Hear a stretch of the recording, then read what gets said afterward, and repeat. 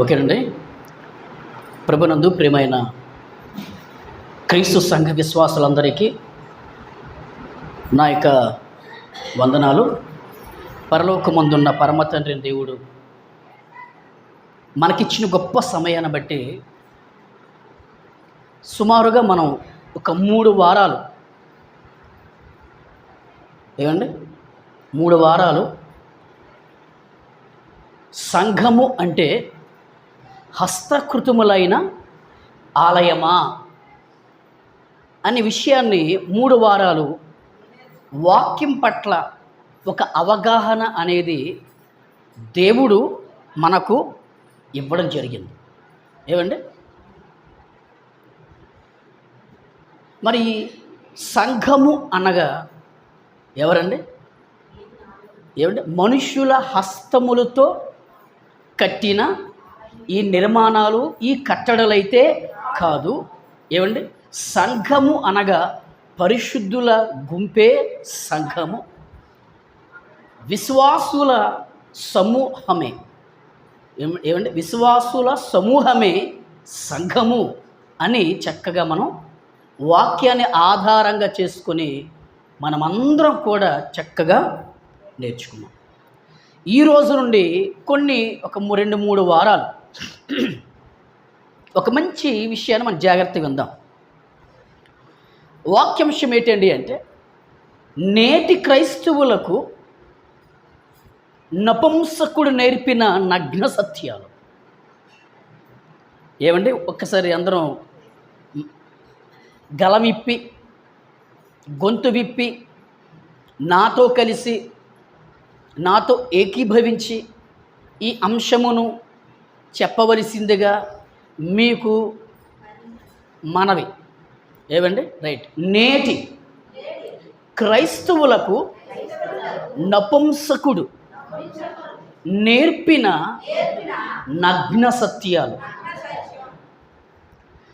నపుంసకుడు విశ్వ ప్రపంచములో ఎన్ని కోట్ల మంది క్రైస్తవులు ఉన్నారో అన్ని కోట్ల మంది క్రైస్తవులకు నపుంసకుడు ద్వారా దేవుడు, సాక్షాత్తు దేవుడే నేర్పిన నగ్న సత్యాలు. మామూలు సత్యాలు కాదు, నగ్న సత్యాలు. సత్యము అనగా వాక్యము. ఓకేనండి. నగ్న సత్యాలు అనగా స్పష్టమైన సత్యాలు. ఇక అందులో దాపరికం అనేది లేదు. అంటే పరిపూర్ణమైన వివరణతో కూడుకున్న నిజమే సత్యం. ఓకేనా? నగ్న సత్యం అనే పదానికి అర్థం ఏంటి? ఏ దాపరికము లేదు, ఇంకా సంపూర్ణమైన సత్యం అంతే. ఓకేనా? సంపూర్ణమైన సత్యం, బహిరంగ సత్యం. అందులో మరి తేడా ఏమీ లేదు. స్పష్టమైన సత్యాలు, ఇన్ని అర్థాలతో కూడుకున్న ఒక పదమే నగ్న సత్యం. మరి ఇప్పుడు నపుంసకుడు క్రైస్తవులకు నేర్పిన నగ్న సత్యాలు ఏమిటి అని మనం జాగ్రత్తగా 1 by 1 పిన్ టు పిన్, ఒకటి తరువాత ఒకటి చక్కగా సుస్పష్టముగా చక్కనైన భాషలో, అరుదైన భాషలో, స్పష్టమైన మాటలో వాక్యాన్ని ఆధారంగా చేసుకొని ఈరోజు మన సహోదరుడు నపుంసకుడైన ఆయన గురించి ఈరోజు పరిచయాన్ని నేను మీకు చేయాలని ఎంతో జాగ్రత్తగా నేను ప్రిపేర్ అయ్యి నేను మీకు బోధించడానికి ఈరోజు నా దేవుడు నన్ను మీ ముందు నిలబెట్టాడు. జాగ్రత్తగా వెళ్దాం. నగ్న సత్యాలు అనే పదానికి అర్థం ఏంటో నేను చెప్పేశాను. రెండోది, నపుంసకుడు అనే పదానికి అర్థం ఏంటో తెలియాలి. అంతే కదా మరి. చెప్పగలరా పోనీ మీరు? నపుంసకుడు అనే పదానికి అర్థం ఏంటి? లేదా నపుంసకులు అంటే ఎవరు అసలు? ఎవరు నపుంసకులు? ఎవరు? ఏమండి? ఇటు ఆడా కాదు, అటు మగా కాదు, మధ్యరికం. లోకపరమైన భాష హిజ్రా అంటారు, అది మంచి భాష. ఇంకో భాష ఉంది, ఆ భాష పాపం వారి దగ్గర మనం వాడకూడదు, వారు చాలా బాధపడతారు. ఏమండి?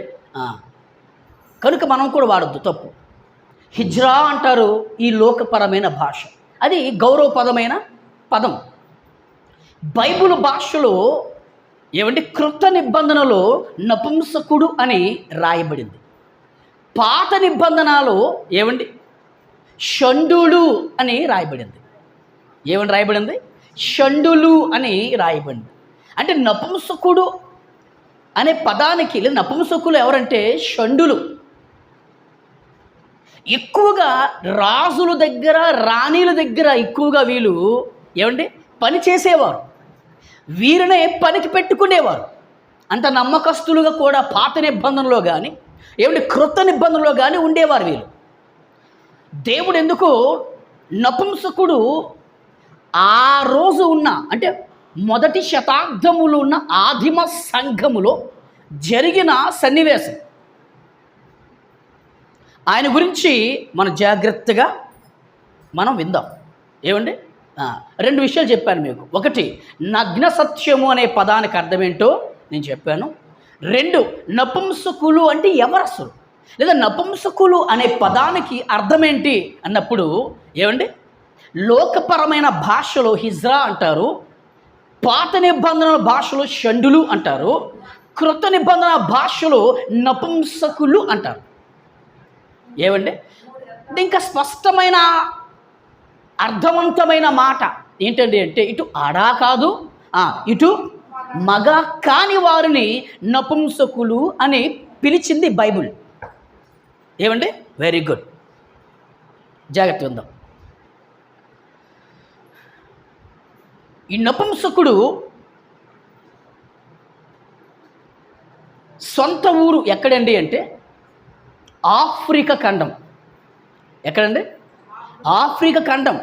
అది ఏదో ఒక వీధో, లేకపోతే ఒక పట్టణము, లేకపోతే ఒక రాష్ట్రము, లేకపోతే ఒక దేశము కాదు, ఖండమే. ఏమండి? ఖండం, ఆఫ్రికా ఖండమైంది. మరి నపుంసకుడి యొక్క వృత్తి ఏంటి అంటే, ఆయన పని ఏంటి అని ఆలోచిస్తే జాగ్రత్త వినండి. కందాకే అనే రాణి ఉంది. ఎవరండి? కందాకే అనే దేశానికి ఒక రాణి ఉంది. ఆ రాణి దగ్గర అయిన ప్రధానమంత్రి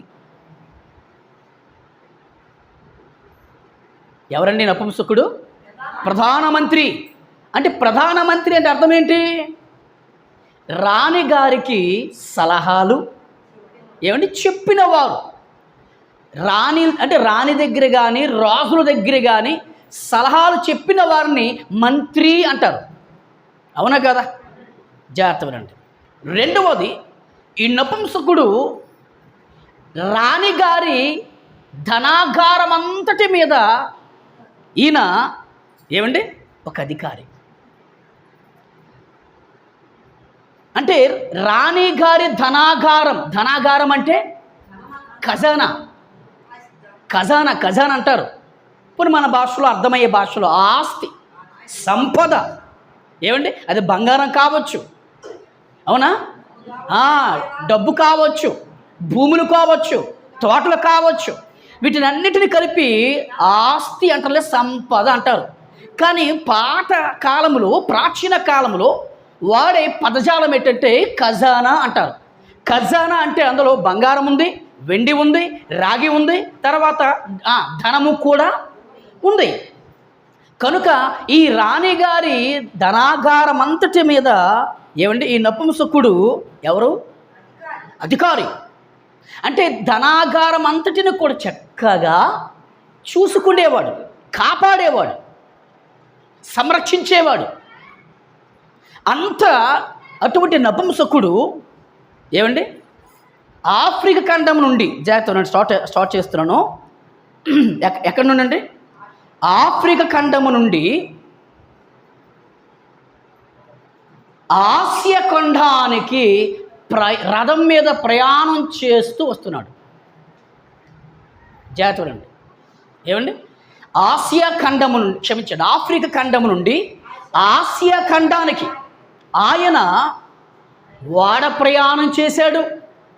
నెక్స్ట్ ఇంకా వాడ ప్రయాణం, ఇంకా ఏమండి? రథం, అరణ్య మార్గం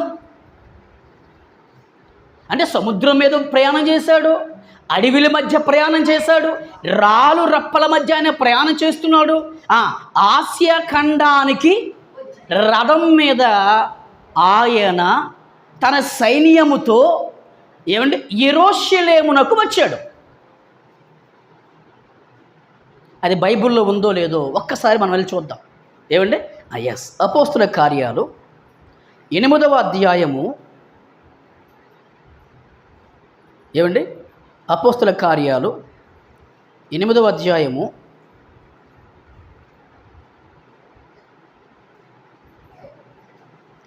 26 నేను చదువుతాను, చాలా జాగ్రత్తగా వినండి. అప్పుడు ఐథియోపియుల రాణి అయిన కందాకి క్రింద మంత్రి అయి ఆమె యొక్క ధనాగారమంతటి మీద ఉన్న ఐథియోపియుడైన నపుంసకుడు, ఉందా పదం? నపుంసకుడు ఆరాధించుటకు, దేవుణ్ణి ఆరాధించుటకు. ఎవరిని ఆరాధించాలి? మనిషిని కాదు, దేవుణ్ణి ఆరాధించుటకు వచ్చి ఉండేను. అంటే అర్థమేంటి? ఆఫ్రికా ఖండంలో అక్కడ బయలుదేరాడు, ఆసియా ఖండానికి వచ్చేసాడు, ఆసియా ఖండంలో యెరూషలేమున ప్రాంతానికి వచ్చాడు. యెరూషలేమున ప్రాంతానికి, ఆ ప్రాంతంలో ఏమంటే యెరూషలేము దేవాలయంలోనికి వచ్చాడు. ఏమంటే రథము, సైన్యము అక్కడ ఆపాడు.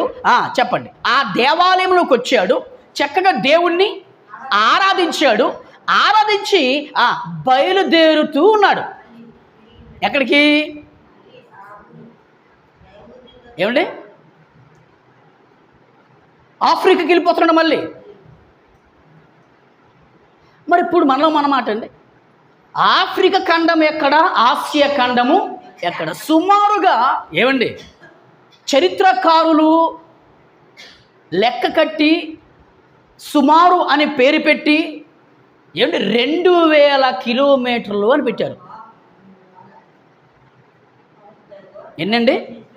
2000 కిలోమీటర్లు.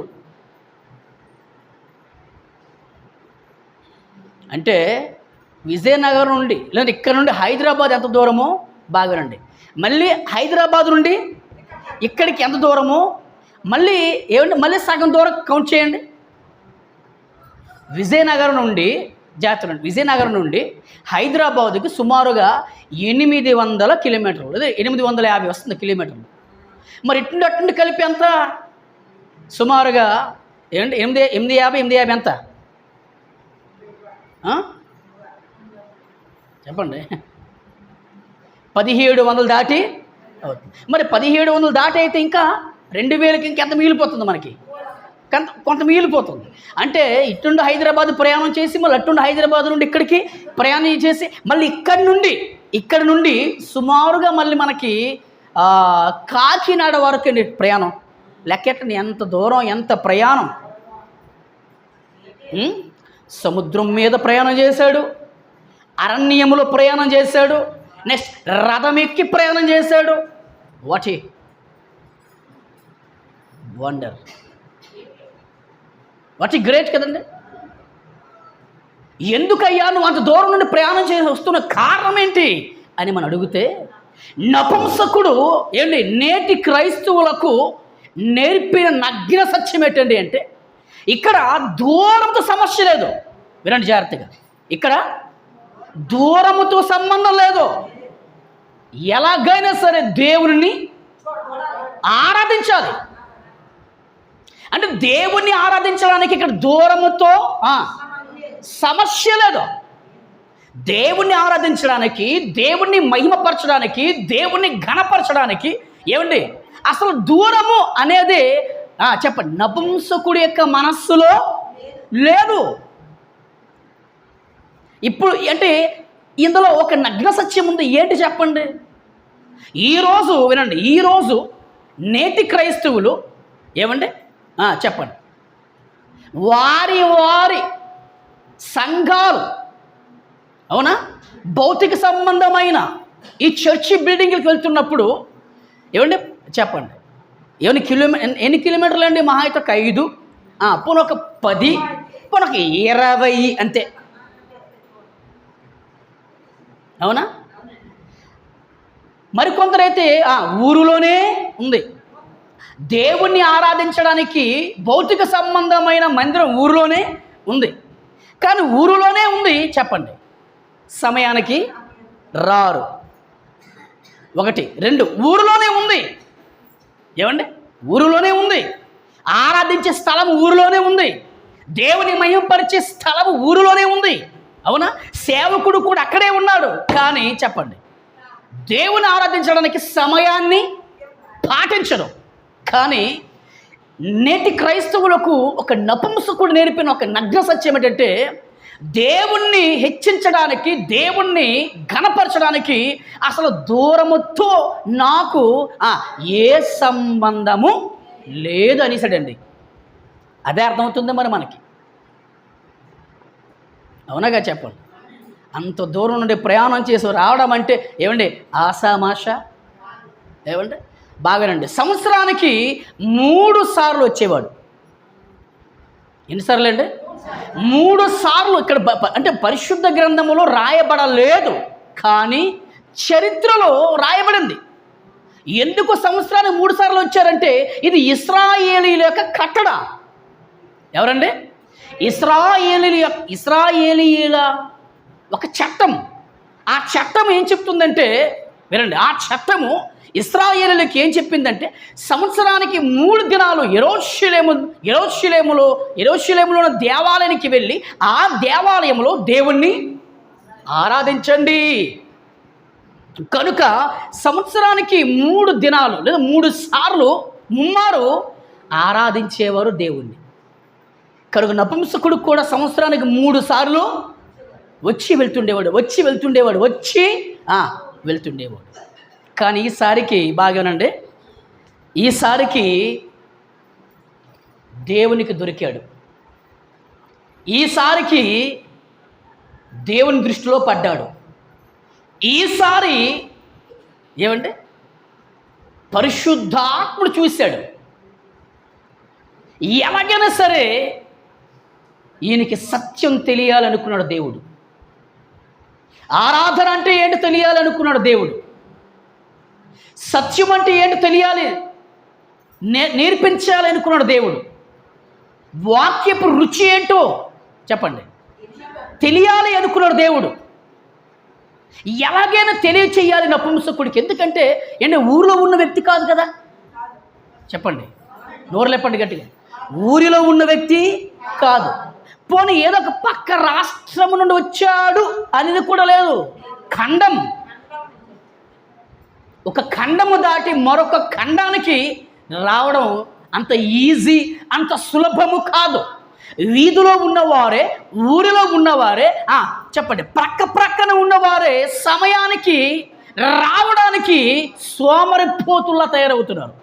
ఏమంటే బద్ధకస్తుల్లా తయారవుతున్నారు, అవునా? బలహీనులుగా మారిపోతున్నారు. దేవుడు సమయం ఇస్తే ఆ సమయాన్ని కూడా దేవుణ్ణి ఆరాధించడానికి, దేవుణ్ణి స్తుతించడానికి, వాక్యాన్ని వినడానికి, వాక్యాన్ని నేర్చుకోవడానికి సమయాన్ని ఇవ్వకుండా దేవుడిచ్చిన సమయం కూడా వాళ్ళు దోచుకుంటున్న దొంగలైపోయారు ఈరోజున్న క్రైస్తవులు. మీరు అవునంటారా కాదంటే మీరు ఆలోచించండి. ప్రతి ఆదివారం దేవుడు మీకు సమయం ఇచ్చాడు. ప్రతి శుక్రవారం వాక్యం వినడానికి సమయం ఇచ్చాడు. కానీ దేవుడిచ్చిన సమయాన్ని, దేవుడిచ్చిన అవకాశాన్ని దేవునిలో మనం సద్వినియోగము చేసుకొనకుండా దుర్వినియోగము చేసుకుంటూ అజ్ఞానులుగానే మనం ఉన్నామండి. ఎఫెసీయులకు రాసిన పత్రిక 5:15 ఏం సెలవిచ్చింది? దినములు చెడ్డవి గనుక సమయమును పోనీయక. ఎఫెసీయులకు రాసిన పత్రిక 5వ అధ్యాయము 15. ఏమండి? దినములు చెడ్డవి కనుక సమయమును పోనీయక సద్వినియోగము చేసుకొనొచ్చు, అజ్ఞానుల వలె కాక జ్ఞానుల వలె ఉండుటకు జాగ్రత్త అన్నాడు దేవుడు. ఎక్కడుంది జాగ్రత్త? ఎవరికుంది కేర్? ఎవరికుంది ఆసక్తి? ఎవరికుంది ఏమండి ఆశ? కానీ బాగా వినండి, నపుంసకుడి యొక్క లక్షణాలు ఏంటో నేను చెప్తాను మీకు. కానీ ఆయన పరిచయం ఈరోజు అంతా కూడా ఆయన గురించి మనకి పరిచయం. మీరు ఆలోచించండి, ఖండాలు దాటి మరో ఖండానికి వచ్చాడంటే ఏమండి విచిత్రం కదా. మరి నపుంసకుడు ఎవరంటే వినండి, ఈయన కూడా ఇశ్రాయేలీయుడే. ఎవరండి? ఇశ్రాయేలీయుడే. అందుకే ఈయన కూడా ఆ ధర్మశాస్త్రం యొక్క చట్టాన్ని ఈయన కూడా ఉల్లంఘించకుండా, ఏమండి పక్కన పెట్టకుండా, నేను కూడా ఒక ఇశ్రాయేలీయుడా నపుంసకుణ్ణి కనుక ఆ ధర్మశాస్త్రం కింద నేను ఉన్నాను, ఆ ధర్మశాస్త్రం ఏమండి నాకు కూడా పనిచేస్తుంది, ఆ ధర్మశాస్త్రం యొక్క నియమ నిబంధనలు నేను కూడా పాటించాలి అనే ఉద్దేశంతో ఈ నపుంసకుడు ఏమండి ఆ ధర్మశాస్త్రం అనే చట్టానికి శిరస్సు వచ్చాడు, శిరసావహించాడు, పాటించాడు. ఏమండి మీరు ఆలోచించండి, ధర్మశాస్త్రములోని రాయబడి ఉన్న ఏంటి ఆ దైవ నియమములను మనెవరు నపుంసకుడు ప్రేమించాడు.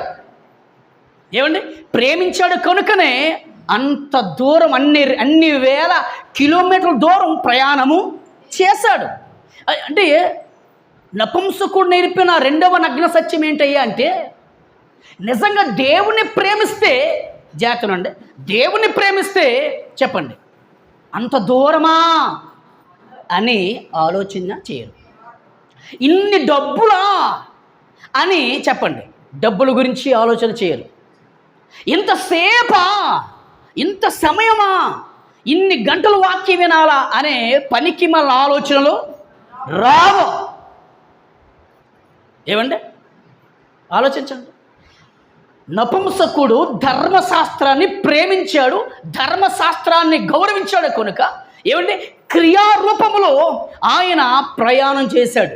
ఇదిగో నేను ధర్మశాస్త్రం కింద ఉన్నాను, ధర్మశాస్త్రమే నా చట్టం, ఆ చట్టాన్ని నేను చెప్పండి పాటించాలి, గైకొనాలి, ఏమంటే అనుసరించాలి అనే ఒక మంచి ఉద్దేశముతో నపుంసకుడు ఆ ధర్మశాస్త్రములో రాయబడిన వాక్య ప్రకారము ఆ ఖండాలు దాటి వేల కిలోమీటర్ల ప్రయాణం చేసి ఏమండి యెరూషలేము దేవాలయానికి దేవుని ఆరాధించడానికి వచ్చేసాడు. ఈరోజు ఏమండి ఈరోజు ఏ రోజు చెప్పండి? పరిశుద్ధమైన పునరుద్ధానపు రోజు. ఆదివారమే వినండి, ఆదివారమే ఎందుకు మనం దేవుణ్ణి ఆరాధించాలి?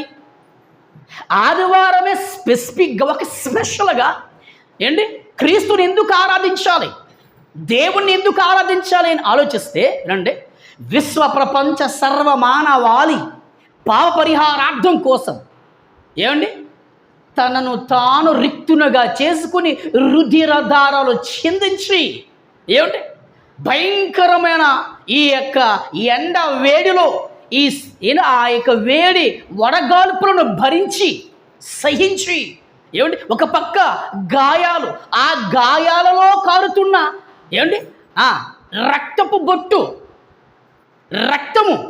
రక్తపు ధారలు, రుధిర ధారలు కారుతున్నప్పుడు ఆ నొప్పును సహించి, ఆ నొప్పును భరించి ఏమండి మన కోసం ఆయన అనేక బాధలను భరించి సహించి జయించి మన కోసం ఆయన మరణించి సమాధి చేయబడి మూడవ దినాన్ని తిరిగి లేచాడు కనుకనే ఈరోజు ఏమండి దేవుణ్ణి ఆరాధించే రోజు. ఈ దేవుణ్ణి ఆరాధించే రోజు కూడా తెలిసి కూడా, ఈ మరణాన్ని జయించి తిరిగి లేచిన రోజు ఈ రోజు అని తెలిసి కూడా ఏమండి చాలామంది చెప్పండి విశ్వాసులు, చాలామంది క్రైస్తవులు ఎక్కడ ఉన్నారు ఇప్పుడు గట్టి చెప్పండి? ఇళ్లల్లోనే ఉండిపోయారు. రావడానికి అవకాశం ఉందా? ఉందే. ఎందుకు లేదు? బుర్రలే వేటి మీకు ఎందుకు లేదు చెప్పమ్మా? లేదంటారండి మళ్ళీ కొట్టిగల మళ్ళా. రావడానికి అవకాశం ఉందే.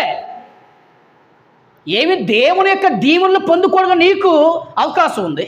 దేవుని యొక్క ఆశీస్సులు, దేవుని మేలులు, దేవుని ఉపకారాలు, దేవుని కృప పొందుకోవడం నీకు అవకాశం ఉంది. కానీ ఏ దేవుడైతే నీ కోసం ప్రాణం ఇచ్చాడో, ఏ దేవుడైతే నీ కోసం మరణించాడో, ఏ క్రీస్తు అయితే నీ కోసం మరణాన్ని జయించి తిరిగి లేచాడో, ఆ క్రీస్తుని ఆరాధించడానికి చెప్పండి నీకు ఏం లేదు, అవకాశం లేదంట. సిగ్గులు లేవో మాట చెప్పుకోవడానికి క్రైస్తవులు. ఇళ్ళలో ఏం చేస్తారు? కోడిగుడ్లు పెడతారా? కోడి వెంట్రులు పీకుతారా? దేవుడు నిన్ను నన్ను ప్రేమించి గొప్ప సమయాన్ని ఇచ్చి ఆ సమయంలో నన్ను ఆరాధించండి, ఆ సమయాన్ని సద్వినియోగం చేసుకోండి, దుర్వినియోగం చేసుకునవద్దు. అజ్ఞానులుగా కాకుండా జ్ఞానులుగా ఈ భూమి మీద బ్రతకండి అని దేవుడు ఇంత గొప్ప అవకాశం ఇస్తే, ఆ అవకాశాన్ని నీవు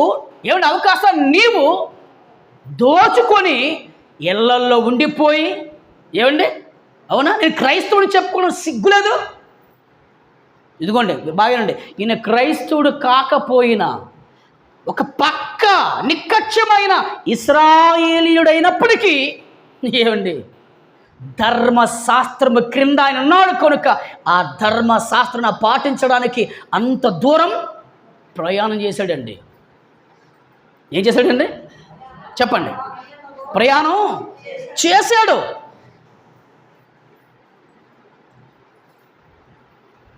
ఇందులో నపుంసకుడు నేర్పుతున్న నగ్న సత్యాలు, నేటి క్రైస్తవులకు నపుంసకుడు నేర్పుతున్న నగ్న సత్యాల్లో ఏమండి ఇది మొదటిది, జాగ్రత్త విందాం. ఏంటి అంత దూరం నుండి దేవుణ్ణి ఆరాధించడానికి ప్రయాణం చేసి వచ్చాడు అంటే ఆయనలో మనకేం కనబడుతుంది? ఆయనలో ఏం కనబడుతుంది మనకంటే ఆసక్తి కనబడుతుంది. ఏమండి ఏ శక్తి? ఆసక్తి. ఆసక్తి అనే పదానికి అర్థం ఏంటి అయ్యా అంటే శ్రద్ధ. శ్రద్ధ అంటే శ్రద్ధ కనబడుతుంది. ఎందుకు? ధర్మశాస్త్రం క్రింద ఉన్నాడు కనుక. మరి మళ్ళీ మనం మాట బాగా వినండి, చాలా సీరియస్ వినండి.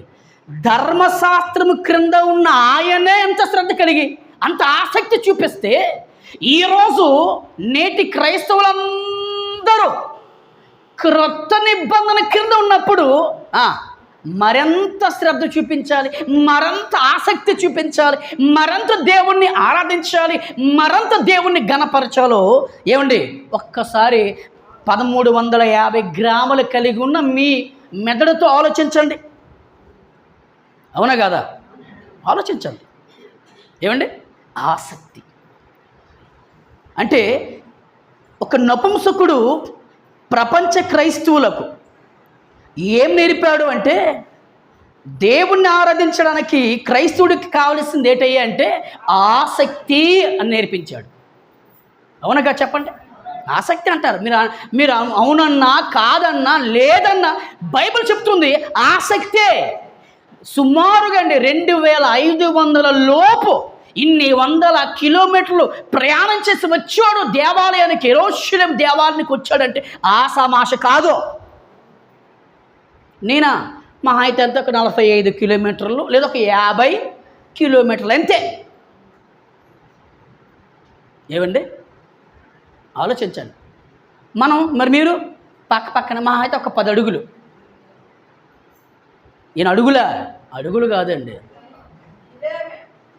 కొన్ని వందల కిలోమీటర్ల ప్రయాణం అంటే ఏమండి ఒక మాట చెప్పమంటారా? సుమారుగా 2 నెలలు పట్టింది రావడానికి.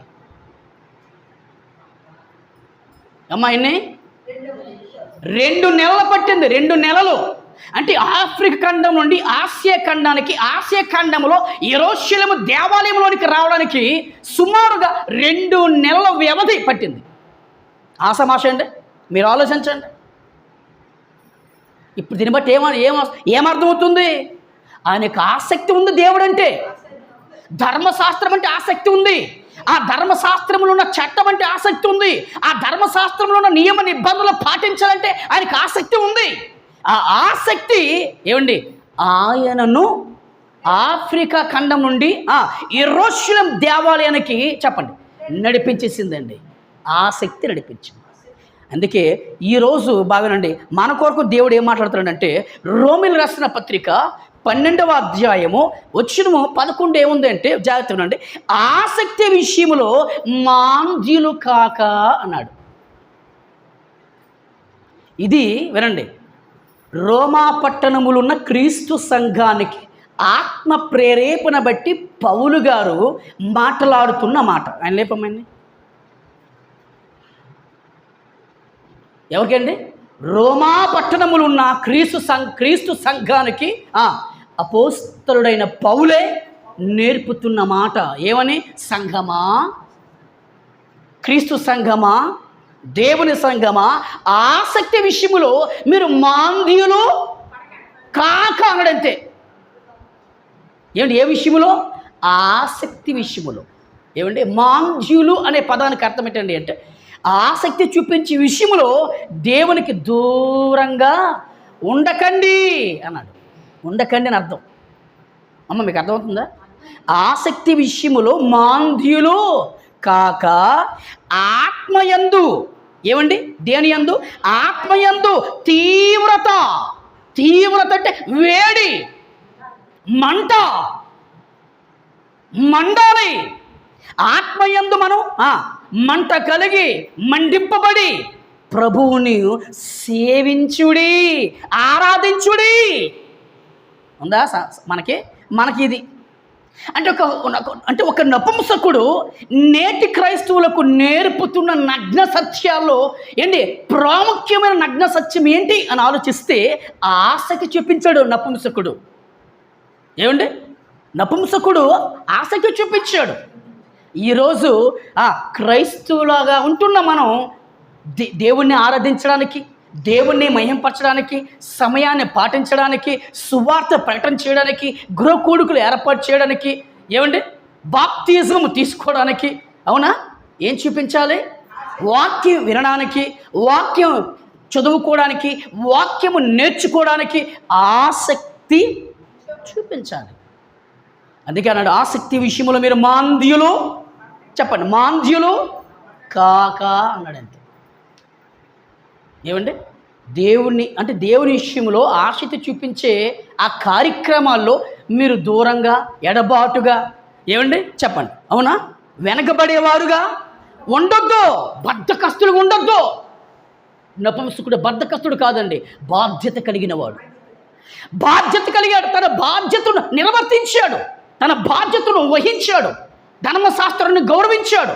ఆ ధర్మశాస్త్రంలో తండ్రి అయిన దేవుడు మోషే ద్వారా రాసిన ఆజ్ఞలను, చెప్పండి, ఆజ్ఞలను శిరస వహించాడు. ఆసక్తి. ఒక భక్తుడి గురించి మన యాకోబు గారు చెప్పారండి, అది కూడా చెప్పి మనం ప్రార్థన చేస్తాను ఈ వారం చాలు. యాకోబు గారు రాసిన పత్రిక 5వ అధ్యాయము వచనము ఏమండి 17. జాగ్రత్తనండి. ఏలియా, ఎవరండి? ఏలియా మన వంటి స్వభావము గల మనుష్యుడే. ఏలియా ప్రవక్త ఎవరండి? మనలాంటి మనుష్యుడే. బాగానండి. వర్షింపకుండునట్లు అంటే వర్షము పడకుండా ఉండాలని, వర్షం పడకూడదని ఆసక్తితో ఏమండి అతడు ప్రార్థన చేయగా 3 సంవత్సరములు 6 నెలలు వర్షము దేవుడు ఆపేశాడు. మళ్ళీ చెప్పండి, మళ్ళీ ఏలియా ప్రవక్త గారు ప్రార్థన చేశాడు. ఏమని? అయ్యా వర్షం ఇప్పటికీ 3 సంవత్సరములు 6 నెలలు వర్షం పడలేదు, కొద్దిగా దయ చూపించండి అయ్యా, కొద్ది కరుణ చూపించండి తండ్రి, కృప చూపించండి. ఇశ్రాయేలు ప్రజలు ఇబ్బంది పడుతున్నారు. 3 సంవత్సరములు 6 నెలలు అంటే ఈ 3 సంవత్సరములు 6 నెలలు పండలేదు, కరువులతో ఉన్నారు, చావ బ్రతుకుల మధ్య ఉన్నారు. ఏమండి? వాళ్ళు చేసిన ప్రతి తప్పిదం మీరు క్షమించి నా ప్రార్థన ఆలకించి కొద్దిగా మీరు వర్షాన్ని పంపించండి తండ్రి అని మన ఏలియా ప్రవక్త గారు మళ్ళీ ఆసక్తితో, ఒక శ్రద్ధతో, ఒక తృష్ణ, ఒక ఆశ కలిగి ప్రార్థిస్తే మళ్ళీ ఏలియా ప్రవక్త గారి ఆసక్తితో కూడుకున్న ప్రార్థన ఆలకించిన నా పరమ తండ్రి వర్షాన్ని పంపించాడు. 3 సంవత్సరముల 6 నెలల వర్షం పడింది. పంటలు సమృద్ధిగా పండాయి. ఇశ్రాయేలులందరికీ బుద్ధి వచ్చింది, దేవుని వైపు తిరిగారు. ఇందులో ఏముంది చెప్పండి? ఏలియా ప్రవక్త గారి ప్రార్థనలో ఏముంది? ఆసక్తి. అంటే ఏలియా ప్రవక్త గారు అంటే నపుంసకుడే కాదు, ఏలియా ప్రవక్త గారు కూడా మనకేం నేర్పుతుందంటే మీరు ప్రార్థించినప్పుడు మీ ప్రార్థనలో ఆసక్తి ఉండాలి. ఏదో లేచాము, ఏదో చేసాము ప్రార్థన, ఏమండి ఏదో చేసాములే అని కాకుండా, ఏమండి మనమాట తిన్నప్పుడు ఏదో తిన్నాములే అంటామా? అది ఏమండి ఏదో తిన్నావులే ఏదో అంటావా? లేదు. అంటే నీకు కడుపు పట్టినంతగా కడుపు నిండా ఆరగిస్తావు, ఆహార పదార్థాలు ఆరగిస్తావు, ఆస్వాదిస్తావు. ఏమండి? మరి ప్రార్థన దగ్గరికి వచ్చేసరికి స్తోత్రం తండ్రి ఆమెన్ అంటే అలాగా చేస్తాం, ప్రార్థన చేస్తాం. అది కాదు, అసలు అది ప్రార్థనే కాదు. నీ ప్రార్థనలో దేవుడికి ఏం కనబడాలి? నా ప్రార్థనలో దేవుడికి ఏం కనబడాలంటే ఆసక్తి. నపుంసకుడు అంత దూరం 2000 కిలోమీటర్లు దాటి ప్రయాణం చేసి యెరూషలేము దేవాలయానికి వచ్చి దేవుణ్ణి ఆరాధించాడంటే ఆ ఆరాధనలో, ఆ ప్రయాణంలో ఏమండి చెప్పండి, ఏమండి ఆయనలో ఏం కనబడింది? ఆసక్తి కనబడింది. ఇక్కడ ఏలియా ప్రవక్త గారు ఆసక్తితో ప్రార్థించినప్పుడు 3 సంవత్సరంలో 6 నెలలు వర్షాన్ని ఆపిన దేవుడు మళ్ళీ వర్షాన్ని పంపించాడంటే మీరు ఆలోచించండి. ఏమండి? అవునా? ఆసక్తి. ఏమండి? ఆసక్తి ఉందా? ఆసక్తి ఇది మనకి. ఏమండి? ఆలోచించండి. నిజం చెప్తున్నాను సీరియస్గా. ఆ ఆసక్తే ఉంటే ఏమండి ఈరోజు వారానికి ఒక్కరోజే ప్రార్థనకి మనం రాము. ఆ ఆసక్తే ఉంటే ఏమండి మనసు నిండా దేవుని వాక్యాన్ని నింపుకుంటాం. ఆసక్తే ఉంటే ఏమండి నోటారా హృదయపూర్వకంగా మనం దేవుడితో మనం మాటలు ఆడుతాం. ఆసక్తి ఉంటే ఎక్కువగా దేవుని వాక్యాన్ని ఆలకించాలి, వాక్యాన్ని వినాలి అనే ఏమండి ఒక మంట మనకి. అదే కదా రోమిల రాసిన పత్రిక చెప్పాడు, ఆసక్తి విషయంలో మీరు మాంద్యులు అంటే వెనకబడే వారు ఉండొద్దు, ఆత్మయందు తీవ్రత గలవారై ప్రభువుని సేవించండి. ఆరాధించండి అయ్యా దేవుణ్ణి. సంగమా ఆరాధించో. దేవుణ్ణి నువ్వు ఆరాధించాలంటే నీకు వినండి, నీ ఆత్మలో ఏముండాలి? తీవ్రత, మంట, భారం. నువ్వు మండాలి. ఆ మండ అంటే ఆ మండింపు గుణం మనలో ఉంటే చెప్పండి, మనలో ఆటోమేటిక్గా ఆసక్తి అనేది వచ్చేస్తుంది. ఆత్మయందు ఏం లేదు అయ్యా అంటే తీవ్రత లేదు, అంటే ఆత్మలో ఏమో లేదు, మంట లేదు, ఆత్మలో ఏం లేదు, ఒక భారం లేదు, ఆత్మలో ఏం లేదు, ఒక బాధ్యత లేదు, ఆత్మలో ఏం లేదయ్యా అంటే మండే గుణము లేదు. ఎందుకు వినండి, ఎందుకు? వారానికి ఒక్కసారి వచ్చి వాక్యాన్ని విని వెళ్ళిపోతే చెప్పండి చాలదు. సరిపోద్ది అనుకున్నారు మీరు? చాలదు. ఏమండి రోజుకి ఒక పూటే తింటే చెప్పండి నోరు లేపండి. రోజుకి ఒక పూటే తింటే 2 పూటలు మానేస్తే సరిపోద్దా? మరి భౌతిక సంబంధమైన ఏమండి, శరీర సంబంధమైన ఈ ప్రకృతి సంబంధమైన ఆహారాన్ని భుజించినప్పుడే నీకు చాలదు అన్నప్పుడు, మరి ఆత్మ సంబంధమైన ఆత్మీయ ఆహారాన్ని, నీ ఆత్మకు తీవ్రతను కలిగించే వాక్యమైన ఆహారం, నీ ఆత్మను మండించే వాక్యమైన ఆహారం, నీ ఆత్మను రగిలించే వాక్యమైన ఆహారం వారం ఒక్కసారి ఒక అర్ధగంట 30 గంట తినేసి వెళ్ళిపోతామంటే, లేదా వినేసి వెళ్ళిపోతామంటే సరిపోద్దా? ప్రేక్షకులారా, సంఘమా, తప్పే కదా మంది? తప్పే. పాపం చేసినట్టు కదా మనం చేసినట్టుగా. ఆత్మ అంటే ఆత్మయందు ఏముండాలి? తీవ్రత మండాలి ఆత్మ. ఏమండి, ఒక మాట చెప్పి ముగిస్తాను. పౌలు గారు ఏథెన్సీ పట్టణానికి వెళ్ళారు. ఎక్కడికి వెళ్ళారండి? ఒక మాట చెప్పి ముగిద్దాం. అపోస్తుల కార్యాలు 17వ అధ్యాయం అండి. చూడండి, అపోస్తుల కార్యాలు 17వ అధ్యాయంలో ఏమండి ఒక అద్భుతమైన మాట.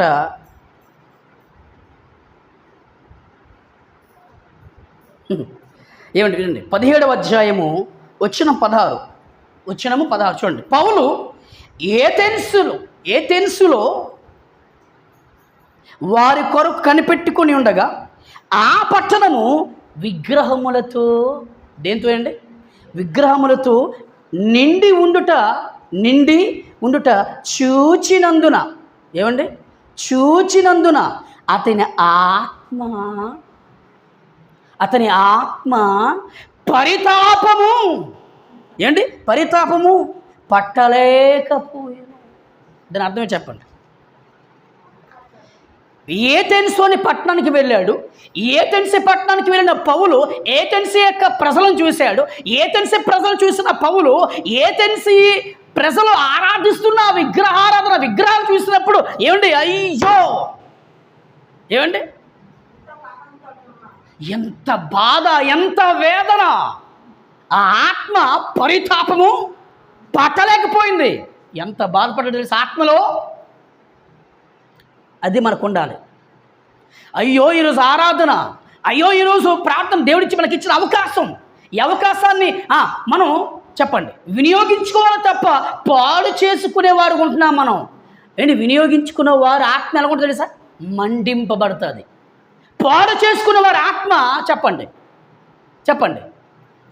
ఏమంట ఉండదు. మీరు చూడండి, ఇప్పుడు ఆరాధనకు రాకుండా ఇళ్లల్లో ఉండి ఏం చేస్తున్నారు తల్లుల్లారా, ఏం చేస్తున్నారు పురుషుల్లారా అని అడిగితే ఏమండి, ఏం చేస్తామండి, చేతిలో మాకు ఏముంది చేతిలో? మొబైల్ ఉంది. ఈ మొబైలే మాకు చెప్పండి జీవితం. ఈ మొబైలే మాకు చెప్పండి చెప్పండి ఈ ఫోనే మాకు జీవితం. ఈ మొబైలే మాకు అంకితం. దీనినే మేము ఆరాధిస్తాం. దేవుడు ఏమనుకున్నా పర్లేదు, పాస్టర్ గారు ఏమనుకున్నా పర్లేదు, సంఘం ఏమనుకున్నా పర్లేదు. ఈ మొబైల్ని మేము ఆరాధిస్తాం. ఈ మొబైల్ని ఆరాధించి ఏమండి పనికి మాలిన చెత్త రాస్కిల్స్ అందరు కూడా ఏమండి ఇళ్లలోనే ఉన్నారు. ఒకవేళ నిజంగా అంత దూరం చెప్పండి వెళ్ళిపోదాం, అంత దూరం ఎవడు వెళ్తాడు? 2000 కిలోమీటర్లు దాటి వెళ్ళాలి. ఖండాలు దాటి, ప్రాంతాలు దాటి, సముద్రాలు దాటి, అడవులు దాటి, రాళ్ళు రప్పలు దాటి ప్రయాణం చెయ్యాలి. అంత దూరం వెళ్తారు. ఆ ఆరాధన ఏదో నేను మా ఊర్లోనే చేసుకుంటాను అనలేదు. అది ధర్మశాస్త్రం చట్టం. అదే ఆ ధర్మశాస్త్ర చట్టాన్ని ఎవరికైనా చెప్పండి పాటించవలసిందే. అప్పట్లో అంత నిష్ఠ ఏమనుకున్నారు? ఇప్పుడంటే సిగ్గు లజ్జ లేదు క్రైస్తవులకి. నచ్చితే వస్తారు, నచ్చకపోతే మానేస్తారు. ఏమంటే పని, ఏమంటే ప్రోగ్రామ్, ఏమంటే ఫంక్షన్. ఆ ఫంక్షన్ వెనక ఉంది దేవునికి టెన్షన్. మనం ఫంక్షన్ వెళ్ళిపోతున్నాం, కానీ ఆ ఫంక్షన్ వెనక మన మీద ఉన్న దేవునికి ఉన్న టెన్షను ఈరోజు అర్థమవుతుందా? క్రైస్తవ ప్రేక్షకులకి, క్రైస్తవ సంఘాలకు అంటే అర్థం అవ్వలేదు. ఎందుకు? వాళ్ళ ఆత్మ ఏం లేదు, తీవ్రత లేదు, ఏమంటే మంట లేదు. వెళ్ళాలి, అది మంట. ఏమంటే ప్రార్థించాలి, మంట. బైబిల్ చదవాలి, మంట. సువార్త ప్రకటించాలి, మంట. వాక్యం వినాలి, మంట. కాదా? వాక్యం నేర్చుకోవాలి, మంట. సమయాన్ని పాటించాలి, మంట. ఏమంటే సేవకులు గణపరచాలి, మంట. సేవకుని పోషించాలి, మంట. ఏమంటే కాదా? నపుంసకుడు నేర్పిన ఒక అద్భుతమైన దివ్యమైన నగ్న సత్యం ఏంటండి అంటే ఆసక్తిపరుడు ఎవరు? నపుంసకుడు. ఈరోజు ఆసక్తి మనకు ఉందో లేదో ఆలోచించండి ప్రియులారా. ఏమండి ప్రభు చిత్తమైతే మళ్ళీ వచ్చే వారం నపుంసకుడు, నేటి క్రైస్తవులకు నపుంసకుడు నేర్పుతున్న నగ్న సత్యాల్లో మరొక నగ్న సత్యం ఏంటో, మరొక లక్షణం ఏంటో మనం విందాం. ఏంటి? అందరి కొందరాలు ప్రార్థన చేసుకుందాం.